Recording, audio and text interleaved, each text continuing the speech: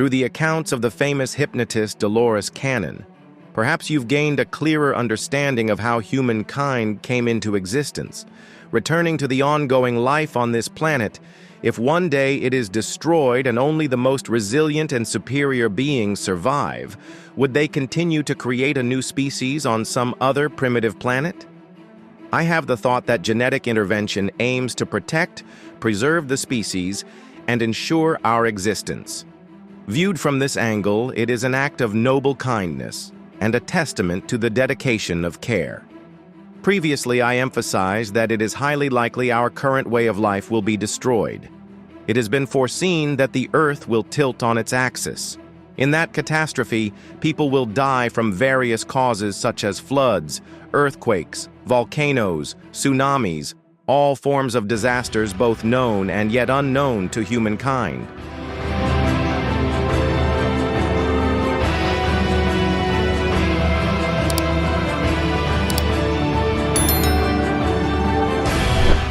After that will come deaths caused by disease and starvation. Anyone who survives will have to be incredibly strong. I have absolute faith in humanity. I believe we have the ability to survive, that it will not be the end of the world, but rather the end of the world as we know it. It will be a complete transformation of our way of life, but humans always possess an incredible persistence to rebuild what they consider important in that lifestyle. This scenario is something I don't like to think about and don't want to consider as a likely reality, but many experts have agreed that it exists. Perhaps the extraterrestrials are simply being far-sighted and trying to anticipate every possibility. They don't want to be caught off guard again. By intervening and arranging genetic structures, they can not only create a type of human capable of functioning in a polluted environment with a body resistant to cancer and other diseases caused by these environmental changes, but also help humans adapt to a new, stressful way of life.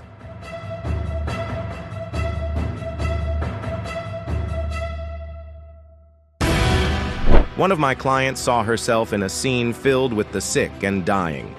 People who were trying to help in any way they could, even in the smallest ways. She herself was not sick and could not get sick. Her job was to help others. Perhaps she was one of the new types of humans designed to withstand the destruction caused by Earth's axial shift and the major crises that might follow. The hypothesis I've developed from the information I've received is that extraterrestrials, as a race, care deeply about our well-being, as they have been looking after us for billions of years. They do not want to abandon us now. Some humans are being prepared to survive on another planet, which will become the home of individuals free from illness. Others may also be getting prepared to survive on this Earth after catastrophic changes render most of humanity unable to function.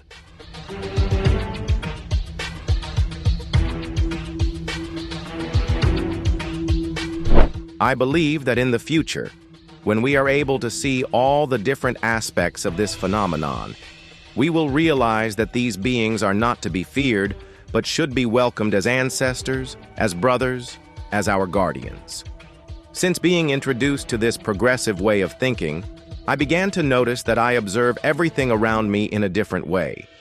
It has affected the way I view my fellow humans, how they live their lives, and how those lives are interconnected within a global context. As I became aware of these things, the logic behind the guardian hypothesis became clearer and more reasonable in my mind. In a distant future, it's very likely that we will take on the role of guardians for other planets, and humans will have the knowledge to introduce life as an experiment. At first, they will initiate life in simple, primitive stages, just basic cells, to see what might develop under current conditions, whatever the primordial environment can nurture.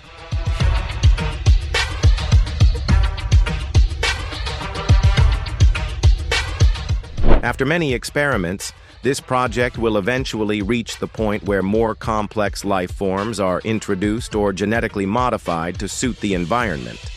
From the very beginning, that planet had no life, not even the most basic cellular structure.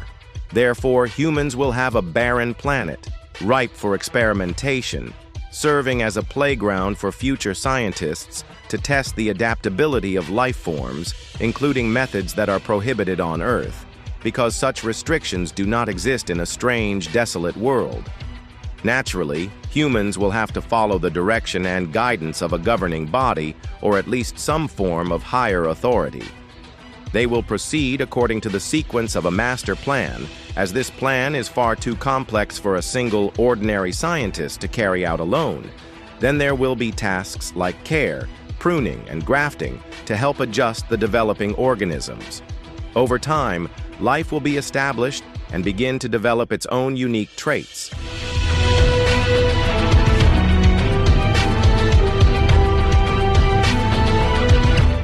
Creatures from Earth could be brought over and bred to genetically adapt. Perhaps a highly intelligent animal might emerge. Naturally, it would be assisted throughout the process by genetic manipulation and the introduction of traits from our own human species. However, if this creature begins to exhibit flaws that don't align with the master plan, would the project be canceled and the creatures eliminated? I believe that humans still possess enough of the Creator's spirit to regard all life as sacred, even the life they have created themselves. Humans would attempt to help such species adapt to their flaws, or allow them to evolve into a dead end and bring their own existence to a close. When the dominant species evolve and begin to show signs of civilization, the level of supervision will gradually decrease. They will no longer need constant oversight. Moreover, observing how these new beings evolve on their own is also an interesting experiment. What virtues will they possess? Will they be creative? Will they be aggressive? Even so, there will still be a mentor who comes to live among them and teaches them ways to improve their lives.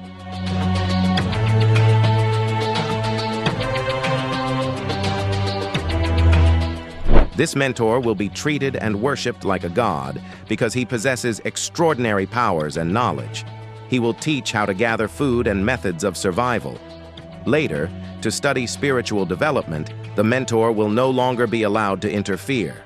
It will be a long-term experiment that will never be canceled by the home planet. Over many succeeding generations, it will continue to be recorded in annals, and there will always be watchers to monitor and update the records. A few of these new beings will be more closely observed to see how their genetic makeup is evolving and how the environment is affecting them. If problems arise, they will be aided through genetic modification. I don't think we would consider this assistance to be interference, because under ideal conditions, the being would not be aware of anything that was done and could continue living its life without disruption.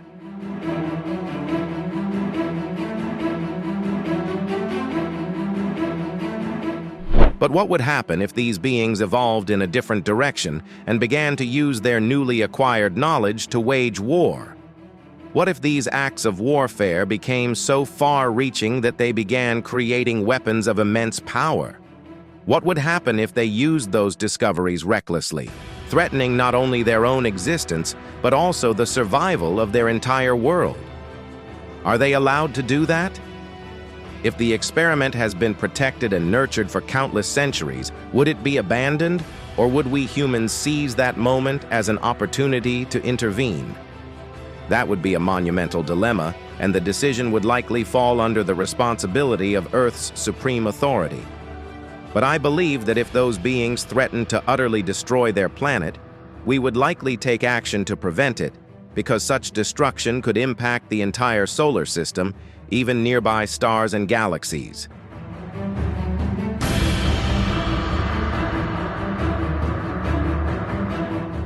This must not be allowed to happen. It would cause widespread collapse. At that point, I think we would finally have to break the golden rule of non-intervention and step in. Ultimately, we would reveal to those beings that we are the ones who created them, their guardians and protectors throughout time. How would we be received? Would those species believe us?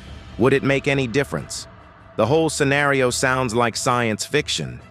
But how can we be certain it won't become a reality? Not here on Earth, but on countless planets across the universe.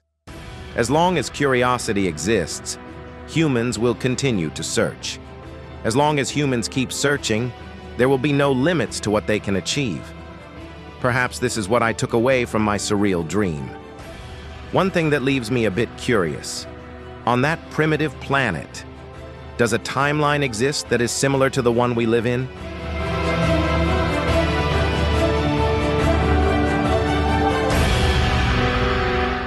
Many investigators have explored cases of missing time, where hours mysteriously pass without the person realizing it.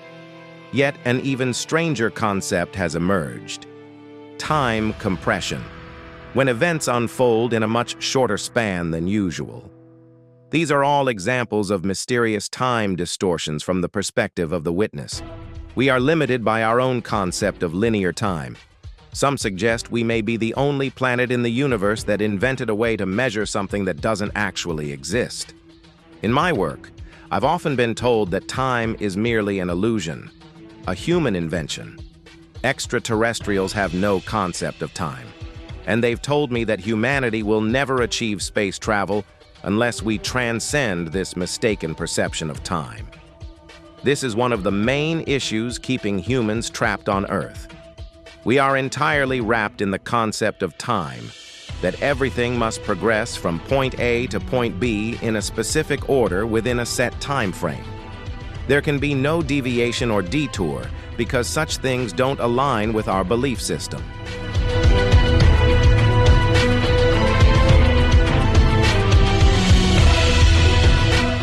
That's why our vision is so limited. Anything beyond it is considered impossible. If the planet we live on orbited the sun differently, how would we measure time? Suppose there was only constant light or constant darkness or even two suns. How would people measure time? Or would they simply decide it wasn't worth the trouble? And what about those who travel through space for long periods, moving through the cosmos without any markers for day or night, with no need to track seasons or years?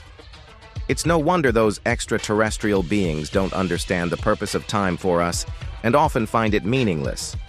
These beings have no such limits, allowing them to freely explore dimensions and worlds that exist beyond our perception, worlds we cannot see because of our rigid concept of time. Once they discovered these things, extraterrestrials found a way to deconstruct and reassemble the matter of anything they wished to transport. They can slip and slide through cracks and gaps into other dimensions as easily as walking through a door.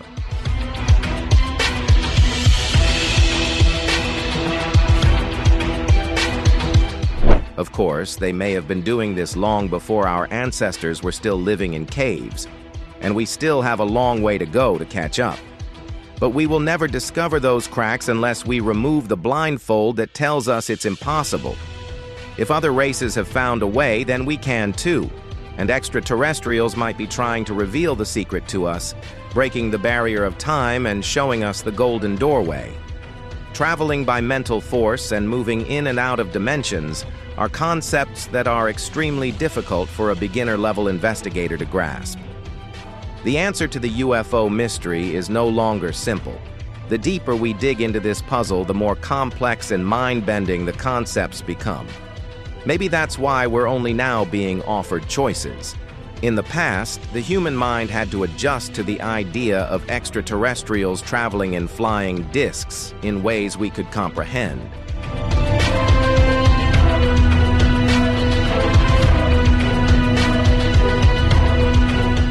For example, we might need to use some kind of conventional fuel to exceed the speed of light, so that this type of travel still follows the physical laws understood by our scientists. We've been spoon-fed for years, each time receiving only enough information to digest. As we gradually adapt to each part of the concept, and as the idea no longer frightens us, we're given a more complex piece of the puzzle. I doubt whether we'll ever fully grasp the entire concept, just as we wouldn't expect a toddler to understand geometry or calculus. I've been told many times not to expect all of my questions to be answered. Knowledge can be a cure or a poison. So I accept what is given, and through the process of exploring each concept, I find myself being offered more information to digest, but the amount I receive never seems to exceed my capacity to handle it.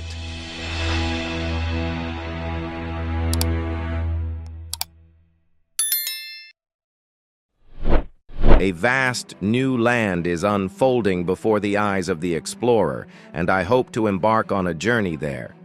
We are only taking our first tentative steps into a mysterious world. We say that these strange creatures and flying objects don't operate under the laws of physics we know, but I think we should see these phenomena not as unnatural, but quite the opposite, entirely natural. They may follow a new set of physical laws that we haven't yet discovered or even thought of. These laws are only new to us because they don't align with our reality, but they are completely normal to extraterrestrial beings. According to what I've been told, UFOs can vanish from sight or radar screens by suddenly shifting their vibrational frequency. You can get a rough idea of this by watching a fan or propeller. When it spins fast enough, you can no longer see the individual blades. We who live in the physical world of Earth have a lower vibrational frequency. Many of those strange beings don't live on other planets, but in different dimensions.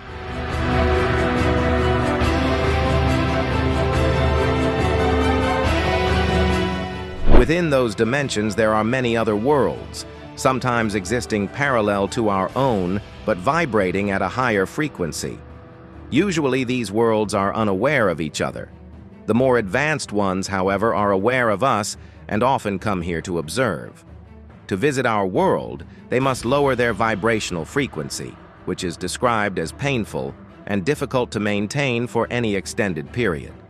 Likewise, if humans were to enter those dimensions, we would experience the opposite effect, raising our vibration to enter, then lowering it again to return. Many of these beings have evolved to the point where they are purely energy and no longer need physical bodies. Still, they can take on a body if necessary to interact with humans. I don't fully understand why such energy-based beings would need spacecraft to travel.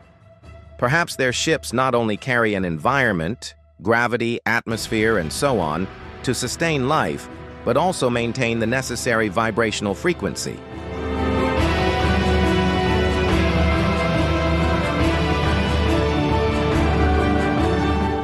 There are many cases where humans have been taken aboard smaller spacecraft, and their bodies did not suffer any long-term effects. It's possible that the ship had entered our world and operated within the vibrational frequency of our reality, making it easier for humans to adapt. According to reports, small gray beings are often seen on these smaller ships. They may be cloned or manufactured beings, capable of functioning within the vibrational range of our world more easily. These small beings are designed in the image of taller gray entities, the ones who created them, to come to Earth and carry out mundane tasks. The samples collected from humans, animals, plants, and so on are then brought to larger spacecraft for analysis. There are not many reports of humans being taken aboard the motherships. These larger ships usually hover high in our atmosphere because they are too large to land easily.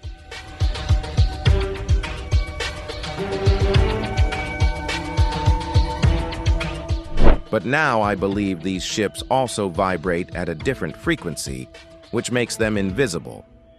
The beings aboard may not easily adapt to lower frequencies and prefer to remain in their own comfortable environment. For humans to board such a ship, their body's molecular structure must be adjusted to increase its vibrational frequency. They can remain in this state for a limited time, but not indefinitely, or the body will begin to disintegrate. Upon returning to Earth, the complex reversal process takes place, and the body's vibration must be lowered again. This can lead to disorientation, temporary paralysis, or physical symptoms like bruising, while the body recovers from the shock. This may explain why there are few reports of humans being taken aboard large ships. Encounters with smaller crafts and small gray beings are far more common. The average person may not be able to physically withstand the required changes for the larger ship experience. In 1998, the last American astronaut involved in the joint U.S.-Soviet space mission returned from the Mir space station orbiting Earth.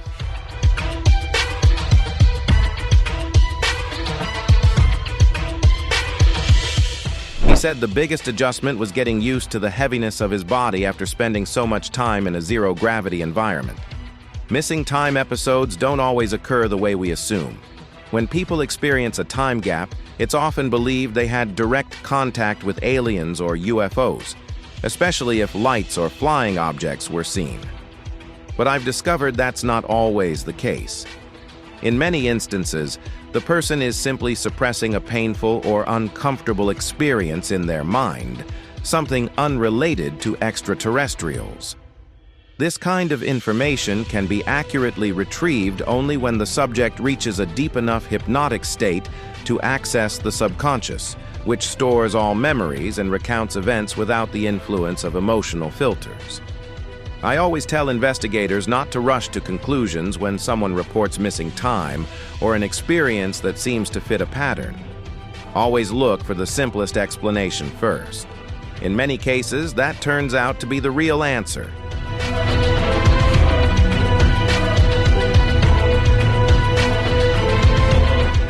I don't understand why some people prefer to explain events in their lives with more complicated answers. My time went missing, so I must have been taken aboard a UFO. Through some mysterious psychological process, abstract reasoning seems easier to accept than a simpler, more uncomfortable explanation. In one of my hypnosis sessions, a man had experienced missing time, and it did involve extraterrestrial contact, but only because he happened to be in the wrong place at the wrong time. That man was Tom, who wanted to uncover a missing time episode from 1972 in Massachusetts, a memory that had long bothered him. He had gone to a business meeting at a client's house. Several others were present, and they enjoyed a delicious dinner. Later that night, a woman offered to let Tom stay at her apartment instead of driving back to the next town. While she was driving, Tom remembered seeing a bright light above the trees. It seemed to make the woman uneasy. After that, Tom remembered nothing until he woke up at her apartment the next morning.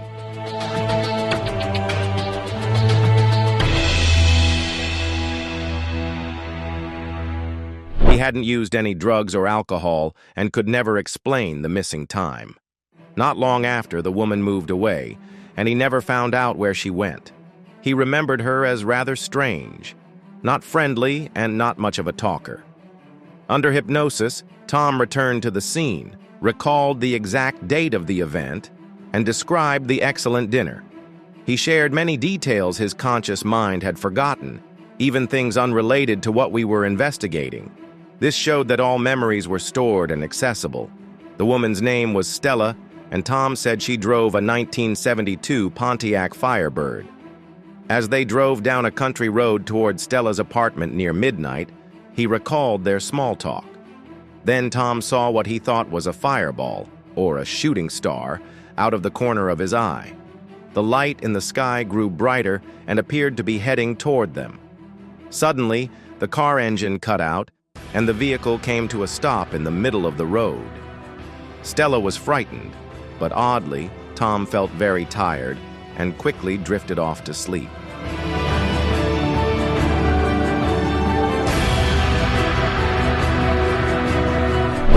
This was certainly not a normal reaction. I knew that Tom's subconscious was still alert at that time, and I would be able to communicate with it. Tom's subconscious said that both he and Stella had fallen asleep, and a bright light engulfed the car, shining in through the windows. The car doors suddenly opened, and their sleeping bodies were taken out. I asked who took them out. They looked human. One had brown hair, the other blonde. They took us out of the car, inspected the interior, then looked over at us. They held something above us, then placed us back into the car. The subconscious said the two beings lifted Tom's unconscious body and moved a device up and down along it. The object made a clicking sound as it was operated. I assumed Tom's body must have been heavy, but he said they didn't seem to struggle at all. Tom described it. It looked like a thin TV antenna, about 33 to 36 centimeters long with a coil wrapped around it.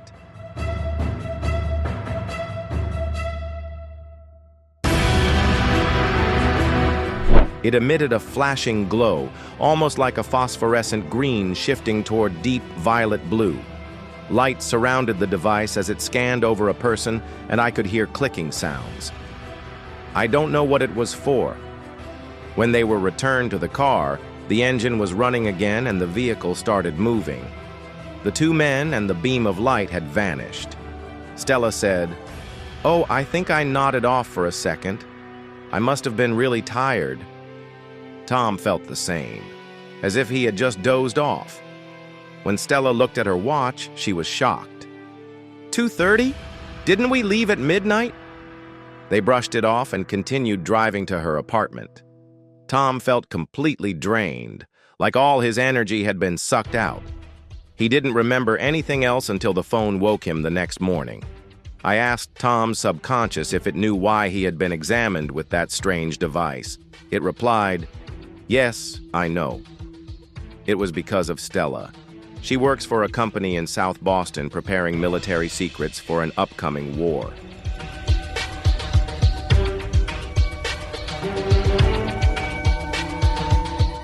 She had access to all sorts of different information. I think those beings really wanted information from her, not from me. I just happened to be there when they contacted her. They were monitoring her, and maybe she had been contacted several times before. I sensed something was off. She always seemed irritable, suspicious, and not easy to befriend. She also moved around frequently. Before living in Massachusetts, she had lived in California, Hawaii, and before that, Japan. She had traveled the world. Tom said, "I didn't see what they did to her because they were using that device on me. But I knew something else was happening. Some kind of contact with her. It was like a CT scanner to check vital functions and measure brain waves.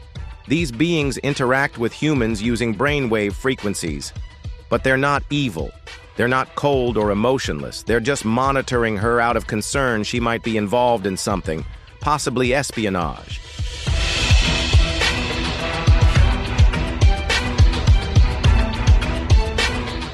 Because she had access to various scientific papers and similar materials. Someone from the Soviet bloc even approached her and offered hundreds of thousands of dollars, but she declined and chose to move. That was one of the reasons they wanted to monitor her, because she knew too much. They already knew what she knew, since they could read her thoughts. But for some reason, she was still important to them. Stella seemed truly bothered by the surveillance and was trying to escape from it. Shortly after the incident, she moved away. I assume she left Massachusetts because I was never able to contact her again. For Tom, the whole case was fascinating, as it involved a person experiencing missing time. But the real focus of the beings wasn't him, it was someone else entirely.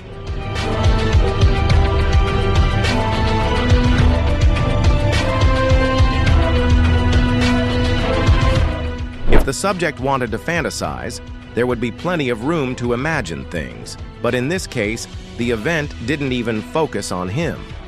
Another interesting point is that he said he never experienced anything like this again. If he had been making it up, he could have easily expanded the story. As we've seen, there's no fabrication here. In 1987, a similar case happened to a woman. We concluded that it was a case of time compression rather than missing time. She was extremely confused while recounting it and desperately tried to find an explanation she could accept. What really happened to that woman?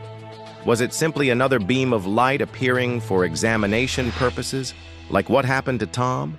Don't forget to like and subscribe to the channel. Goodbye, and have a wonderful day.